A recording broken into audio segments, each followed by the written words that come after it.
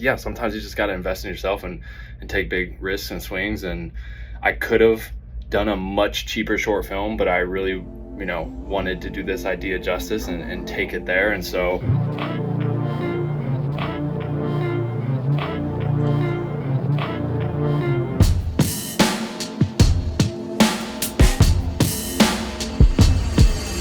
I just spent way too much money on my new short film.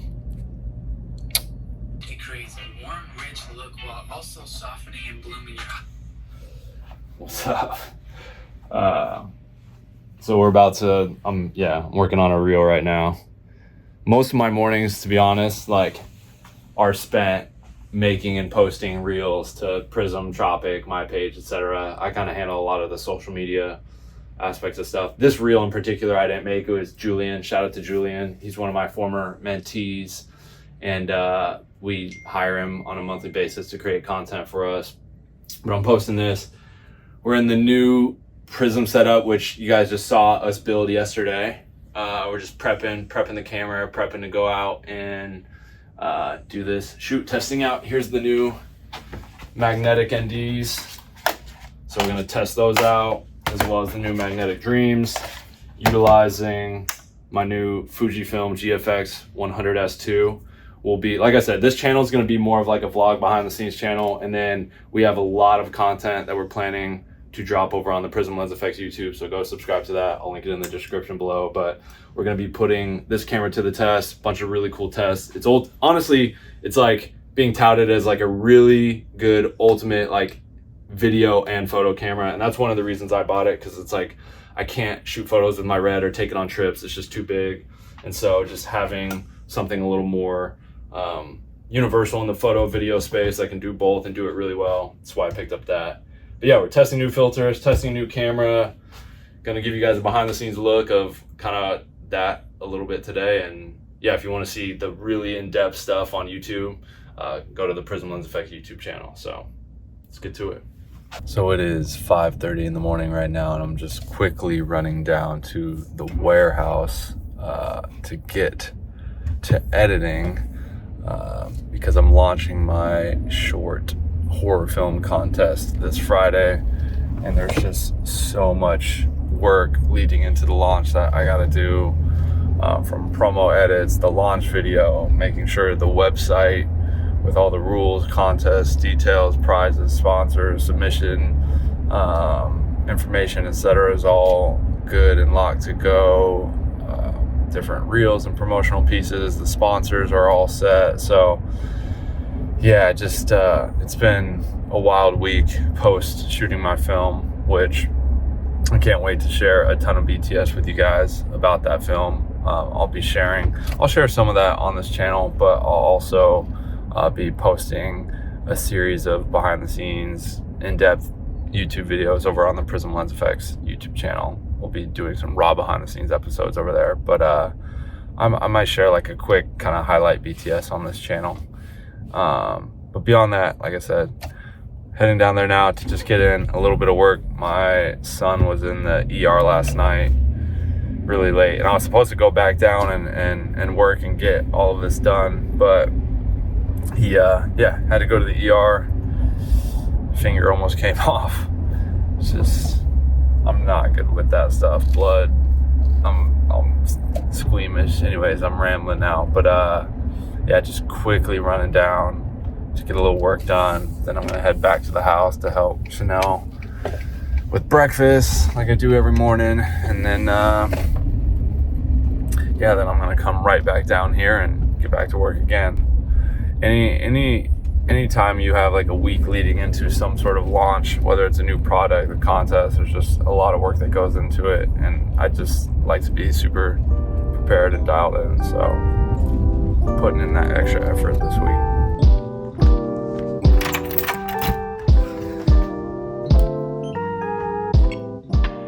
Devices are not responding. Office. Last rate sensor. Currently chopping up the horror film contest announcement video that drops Friday the 13th. So make sure you check that out if you haven't seen this video yet. make sure to, in the video description below, go check that out. Over $30,000 in prizes, from cash, gear prizes from tons of filmmaking companies.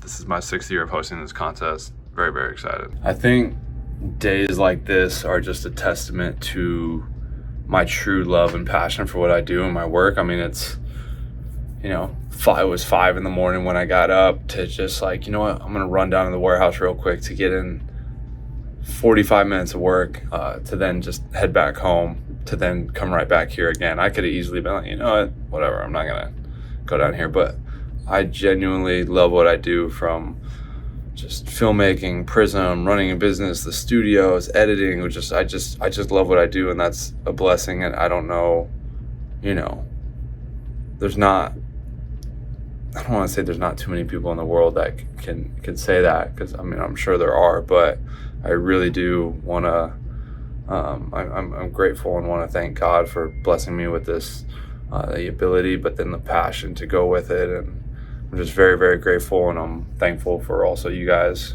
for anyone that follows me and follows along on this journey or has been tapped in. I mean, I got a message last night that was just like, yo, I've been watching you for 10 years. I remember that first camera video you put out 10 years ago talking about the DSMC1 line and this and that. And it's just like, damn, like that's so cool. And I've been doing this for, you know, over a decade now professionally. And every day I wake up just excited to get after it. It's not work to me. It's fun. I enjoy it. And that really is a blessing. I'm trying to get back to here for Prism. Big goal. We want to hit 100,000 subs. This is my YouTube plaque for the Buff Nerds channel that I had, where we hit 100K, and we got all the way up to like 815K, and then the channel ultimately died and we didn't make it, but still got a trusty YouTube plaque reminding me it's possible, could do it again. All right, so we just got back in town from Vegas. Following day.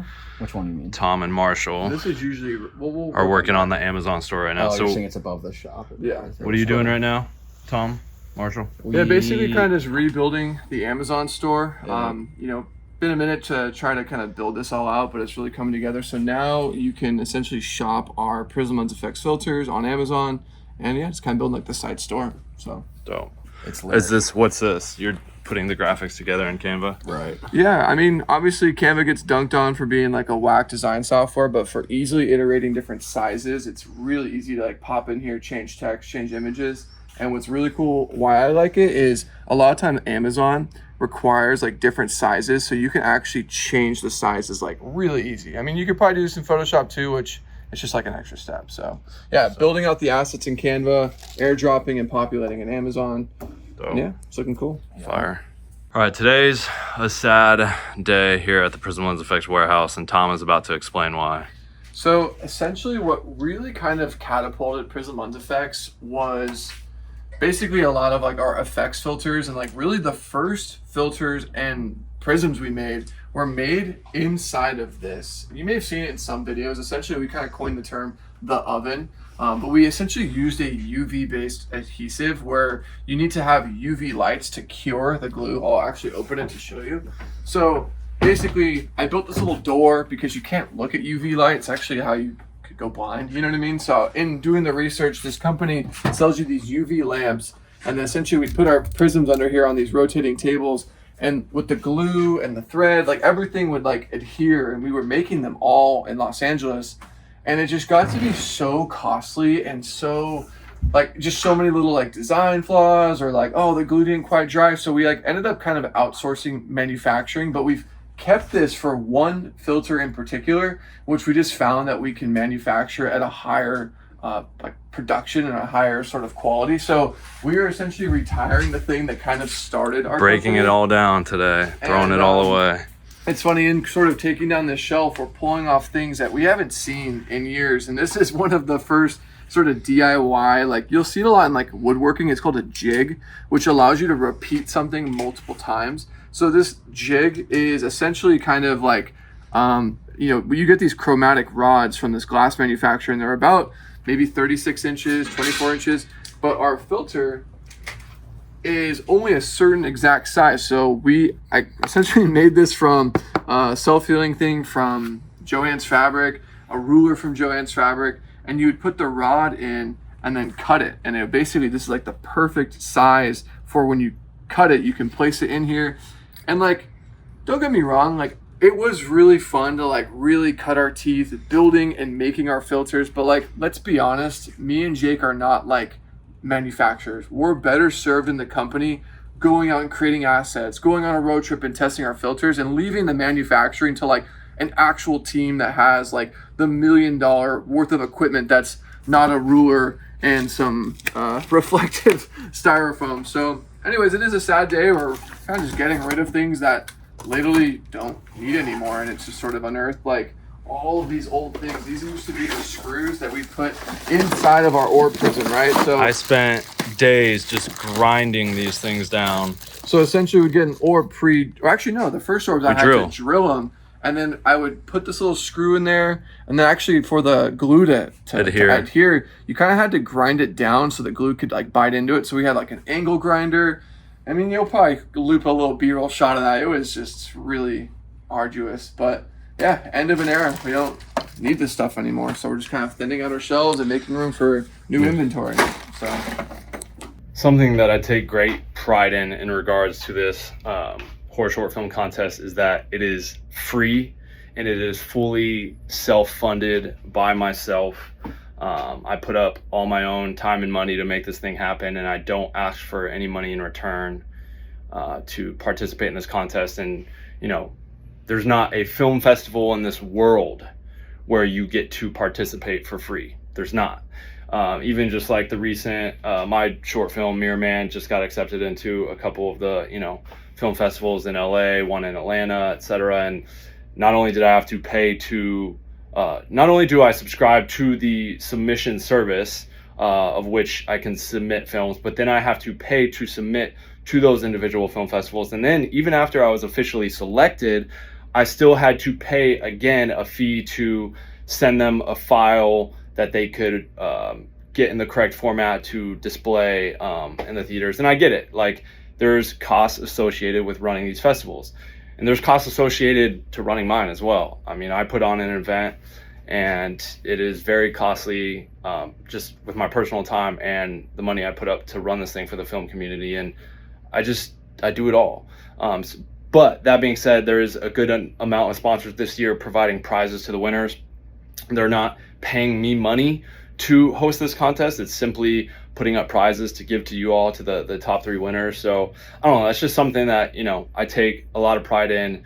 Is so much of what I do, just across the board, not even just with this contest, is in for the community and to create opportunities and have things available, resources, opportunities available to filmmakers that maybe wouldn't otherwise be available. And I feel like that's an important mission for me and for my companies, is to do stuff like that. I've had people like, why don't you charge? And I just would feel wrong doing that. I don't want to do that. I want each and every person to feel like they can participate without like having to think about like, oh, do I have the money to do this? So yeah, I take a lot of pride in that. Very, very thankful. And for this, that I'm able to continue to do this contest, and that these sponsors have provided prizes that, allow me to do this and give you guys some really cool prizes and opportunities. So yeah, contest details are in the video description, in my link in bio, wherever you're watching this. Deadline to submit your film October 20th. Get started. Lots up for grabs this year. I can't wait to see you guys at the party, the event, top 10 film screening. Gonna be a fun year. Lots of exciting things planned. Hope to see you there. I'm at this point now in my life where, I used to be able to just go out, connect with filmmakers and my friends, and we all just go make something that we want to make and kind of team up and partner up. But now I'm at this like point in my life and career where, we're all grown-ups, if you will, and there's just, it's really hard to put a team together that just wants to like come together to make something. So yeah, I mean, everything is very, very costly, from, location to DP, gaff, grip, producer, actresses, sound, everything. It really, really adds up quickly. And I haven't looked at the total budget yet, but I think we'll end up somewhere between 25 and 30,000 in cost to make my recent short film. And so that behind the scenes is also out now. It's over on the Prism YouTube channel. You can go check it out. But yeah, I mean, I wanted to make a short. It was important to me to continue to work on my craft. I also have a feature idea for this short. Really wanted to make a proof of concept, be able to vertically integrate all my businesses though with it. The amount of material I'll be able to pull out of it for promotional materials between, you know, Tropic and Prism and just everything I'm doing, and then promote the horror film contest. And yeah, sometimes you just got to invest in yourself and take big risks and swings. And I could have done a much cheaper short film, but I really, you know, wanted to do this idea justice and take it there. And so I spent the extra money that it needed in my head to pull this idea together. Sure, I could have done it for much cheaper, but I really wanted to, like I said, take it there and do the idea justice. So hopefully it all pans out.